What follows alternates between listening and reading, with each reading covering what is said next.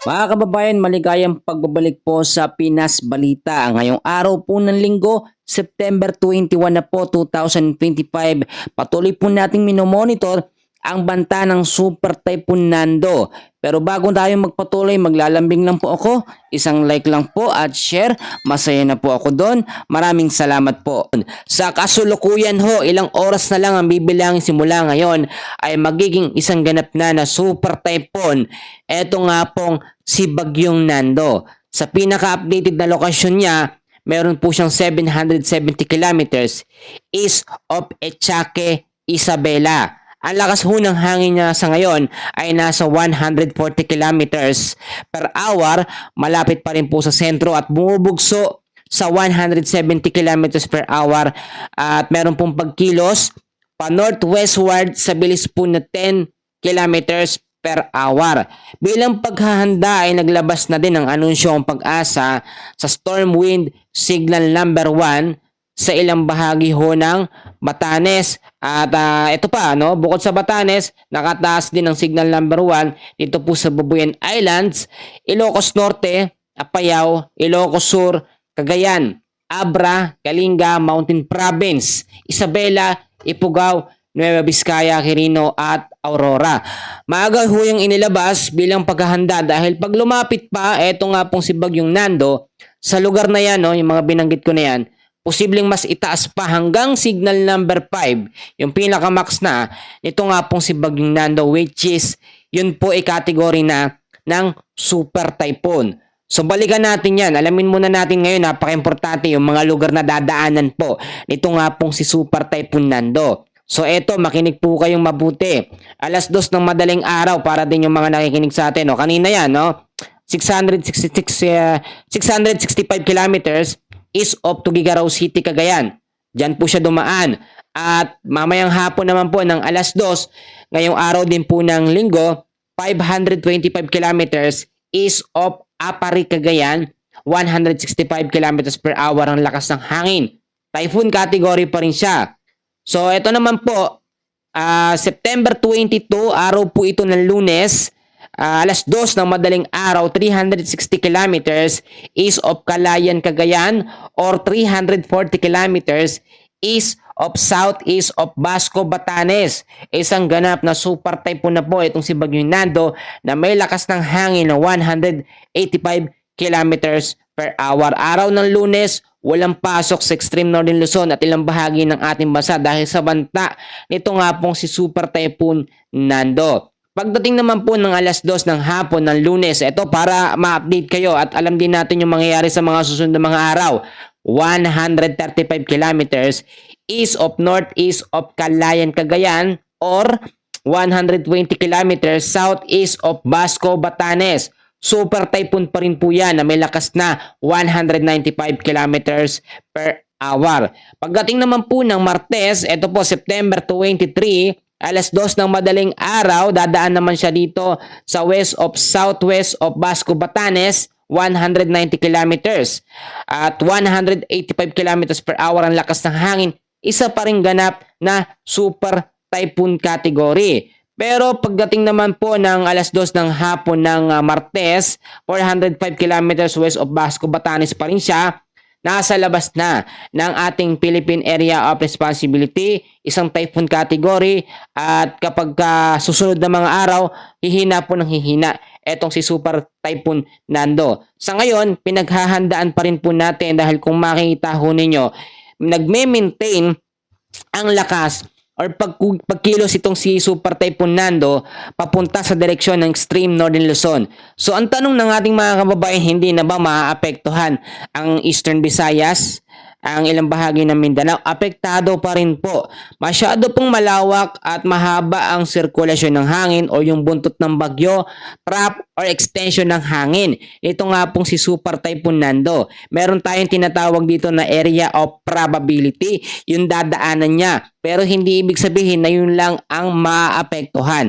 Yung tinatawag natin na spiral clouds, para clear sa bawat isa, yung umiikot na hangin sa pinakasentro o pinakamata nito nga pong si Bagyong Nando ay nakakaapekto rin sa paligid ho niya. ang Eastern Visayas, Bicol Region at ilang bahagi ng Mindanao hindi po ligtas sa banta ng malakas ho na bagyo. So ngayon, alamin muna natin yung tinatawag natin na forecast weather condition. Ngayong araw po ng linggo, makinig ho kayong mabuti. Napaka-importante, tapusin nyo ho yung video. Please, pakiusap po.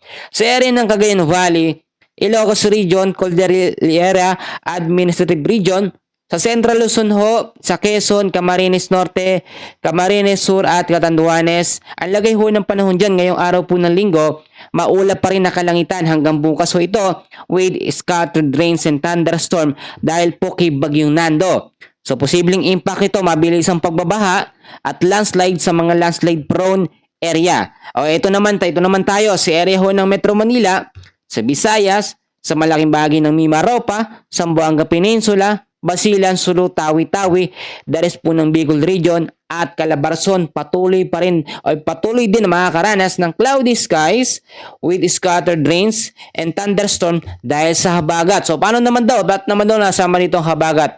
Ang habagat to ay pinapalakas nitong si Super Typhoon Nando.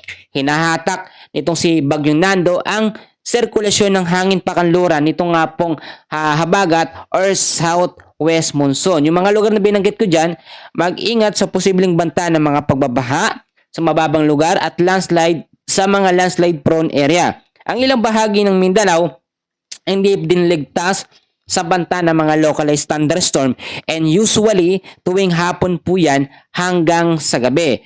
So ngayon, dahil po sa banta nitong si Bagyong Nando at ng habagat, meron tayong nakataas na heavy rainfall warning. Unahin na muna natin yung mga lugar na makakaranas ng dami ng pag-ulan dahil kay Bagyong Nando. Ngayong araw po ng linggo, 50 to 100 mm sa dami ng ulan sa Cagayan at sa Batanes. Kinabukasan naman, hanggang sa susunod na araw, Monday po ng afternoon, September 22, 200 mm sa dami ng ulan sa Ilocos Norte, Payao, Batanes at sa Cagayan. 100 to 200 mm pa rin na dami ng ulan sa Ilocos Sur ho, sa Abra, Kalinga, Mountain Province, Benguet at La Union. Yung mga lugar na yan may nakataas na warning signal, no? Posibleng na signal number 1 maitaas agad o mag-intensifies sa wind signal number 3 hanggang signal number 5. Meron pa rin tayong 50 to 100 mm dami ng pag-uulan ngaya hanggang bukas ho ng hapon ito sa Isabela, Pangasinan, Ifugao, Tarlac, Nueva Vizcaya at Nueva Ecija. So Monday afternoon hanggang Tuesday afternoon, September 23, 100 to 200 mm sa dami ng ulan din sa Ilocos Norte, Ilocos Sur, Apayao, Batanes, Abral, La Union at Benguet. Meron pang hahabol, 50 to 100 mm sa dami ng ulan sa Cagayan, Kalinga, Mountain Province, Ifugao, Nueva Vizcaya, Nueva Ecija at Pangasinan. So yan po ay dahil ito kay Bagyong Nando. Iba naman o separate naman ang mga lugar na makakaranas sa dami ng ulan dahil ho sa habagat or southwest monsoon. Ngayong araw po ng linggo hanggang kinabukasan po ng hapon, meron tayong moderate to heavy rains na merong 50 to 100 mm sa dami ng ulan sa Zambales, Bataan, Cavite, Batangas, Occidental Mindoro, Romblon, Antique at sa Palawan. Pagdating naman po ng Monday afternoon, September 22 naman ito, moderate to heavy rains na merong 50 to 100 mm sa dami ng pag-uulan sa Zambales ho, sa Bataan, sa Cavite, Batangas, Occidental Mindoro, Romblon, Antique at sa Palawan. So may hahabol po ulit pagdating naman ng Tuesday afternoon, moderate to heavy rains na merong 50 to 100 mm sa dami ho ng pag-uulan. Diyan pa rin sa Metro Manila, Zambales, Bataan, Tarlac, Pampanga, Bulacan, Rizal, Cavite, Batangas at Occidental Mindoro.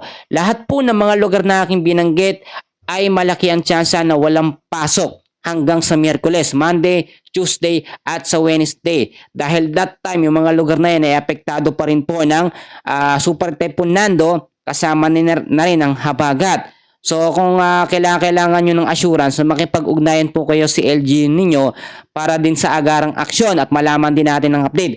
Pero ako, nagsasabi sa inyo, wala pong pasok niyan, lalo na sa Lunes, Martes. Yan po kasi yung peak or yung sobrang lakas pa na ito nga pong si Bagyong Nando o Super Typhoon Nando. Ito pong si Bagyo Nando ang kauna-unahang super typhoon ngayong 2025. Pag sinabi nating unang super typhoon, mas malakas ho ang impact nito. May nagsasabi sa atin na meron na daw naging super typhoon noong mga nakaraang buwan pa. Hindi ho super typhoon yun. Kung para sa inyo super typhoon na yun, masyado pa po yung mahina. Ang super typhoon natin, may category ng signal number 5, no? At may lakas ng hangin na 220 hanggang 240 kilometers per hour. Sobrang lakas po nito. Kaya ngayon pa lamang, manatili po tayong ligtas bawat oras. Huwag tayo labas ng bahay o galing magdala ng payong, jacket, kapote, panlaban sa mga biglang bugso ng mga pag-uulan. Sa ngayon, yan muna ang pinaka-latest na update natin. Meron pa tayong update mamaya at huwag na huwag niyong kakalimutan na mag-like and subscribe. Maraming salamat po.